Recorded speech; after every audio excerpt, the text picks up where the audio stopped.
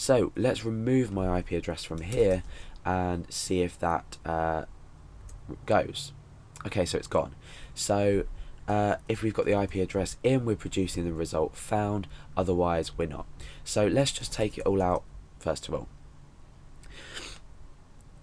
Okay, so if the IP address has been found, we don't want to do anything.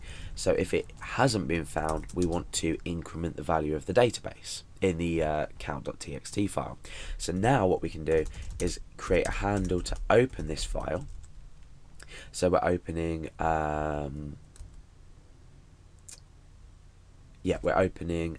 we'll create a variable called file name,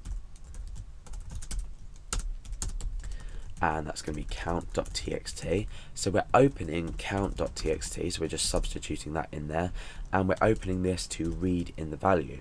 Okay, so now what we want to do is we want to grab this data, so we can say current equals f read, and we're reading from the handle, and we need a size, to specify a size. So as per the last example in the non-unique hit counter, we used the file size function, and we specified file name. So now what we can do is we can close it here using the fclose function, and we can echo out current just so we know what we're doing. So if the address hasn't been found, we're going to echo out 0, which is the current value in count.txt. Now what we want to do underneath this, we don't want to echo that out anymore. Now what we want to do underneath this is say current inc equals current plus 1, so we're incrementing the value. And remember, this is all while the IP address has not been found in the database or in the count.txt file. Now what we want to do is we want to open up a new handle. So we want to fopen, we want to open file name, this time to write. So if you've dealt with file handling, you'll understand this. If not, go and have a look at file handling, and this will clearly make sense to you. We then want to write, and we want to write to this current handle, and we want to write the value of current inc. Then we want to close the file, so we're closing handle, and therefore the value has been updated because we're taking this current inc, we're adding 1 to the value of current, and then we're rewriting it into the file. So write is going to overwrite everything. So let's just double check and see if this works. So at the moment it's 0. I'm going to refresh the page, and hopefully, well, we've got a message here saying the file count.txt has been changed, reload. We click yes, and that's been updated to 1. So let's just close that for now. I'm going to refresh again, and you can see that if we open up count.txt, it's changed to 2. Now this is all well and good, but at the moment it's not unique. So what we want to do is after we've inputted, after we've written to this file, we want to open the ip.txt file, and we want to append an IP address onto the end of it. So what we want to do here is create a new handle, and this is fopen, and this time we want to open, let's go up here, we can just specify that in here actually. We want to open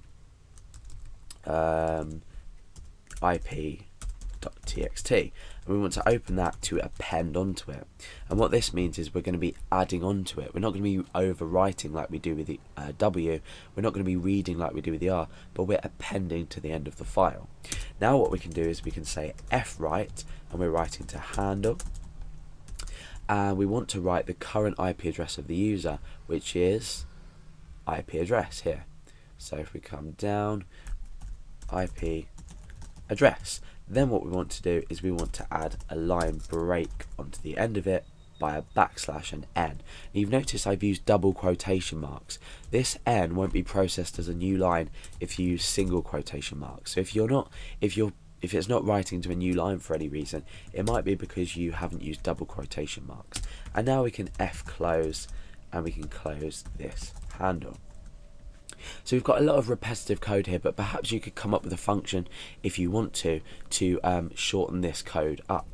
So now we've written to the file, we're pretty much done, because we've written back to the file the IP address, and now next time when we check, our IP address is already stored, so we won't be carrying out the rest of this block, if that makes sense.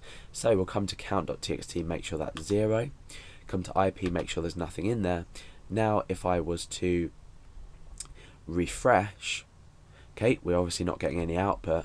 Now let's open up count.txt. You can see that's now at value 1. Let's close that. Let's open up ip.txt, and you can see that my IP address is written in there. Now let's close this and try and refresh again. So we've refreshed again.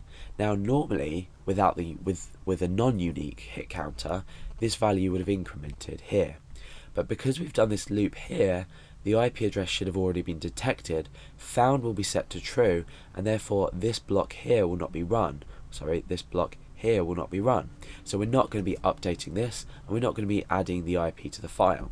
So let's open up count.txt. This is still at value 1 because we've already recognized that our IP address has visited this website.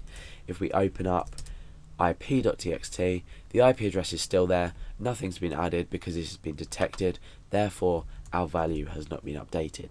So this is a really simple way to create a unique hit counter.